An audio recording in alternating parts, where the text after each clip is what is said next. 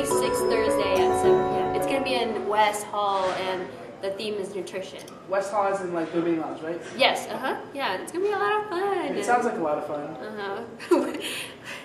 What are you doing right now? I'm texting Aaron right now. He's my coworker that I told you about. Oh, okay. Yeah, we work a lot together. Hey, did you get my text message? Yeah, I just got it. Okay. Did you want to go out to lunch?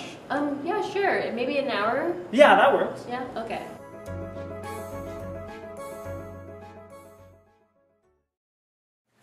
Many people tend to assume that interactions between men and women have to do with men trying to attract women.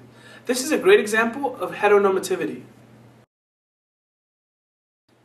Heteronormativity is the cultural bias in favor of opposite-sex relationships and against same-sex relationships, because being heterosexual is seen as normal and anything else is not. Heteronormativity is complex. Different components like gender binary, gender norms, and family structure all contribute to how heteronormativity influences the way we think. This means that anyone who doesn't follow these norms is labeled as an outsider. What does gender binary mean? Gender binary is the idea that there are only two sets of people, male and female, or men and women. These sets of people must follow certain roles within society and within interpersonal relationships. Let's say, for example, that a gender norm of women is that they should be reserved and not voice their opinion. Any women that choose to speak up or say what they believe in are generally labeled as aggressive and unfeminine. A gender norm of men is that they should not express any form of emotion other than anger. Another example of heteronormativity is family structure. A popular notion of the normal family is the nuclear family. The nuclear family refers to a family with two heterosexual parents and their biological children. However, most families don't fall under this narrow description of what a family should be. All families have different structures and identities, just like everyone has their own personal story.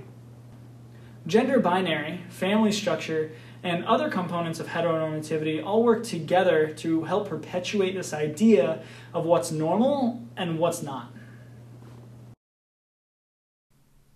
The television show Modern Family was built on the premise of the stereotypical relationships between two unconventional families, compared to the normal family, or the everyday family. While the show itself actually does a lot to dispel these stereotypes, it begs the question, why is it necessary to point to these examples of families and ask if they were normal or not? Our society has created an expectation of the nuclear family, and when other types or forms of families appear, we can feel the need to judge something unfamiliar and question its value. We often go so far as to ask gay couples, who is the man and who is the woman in the relationship, as if being in a same-sex relationship doesn't mean they are both men and both women. It's not equitable to compare same-sex relationships to opposite-sex relationships. They are simply two different kinds of relationships. It's like comparing lasagna and pencils.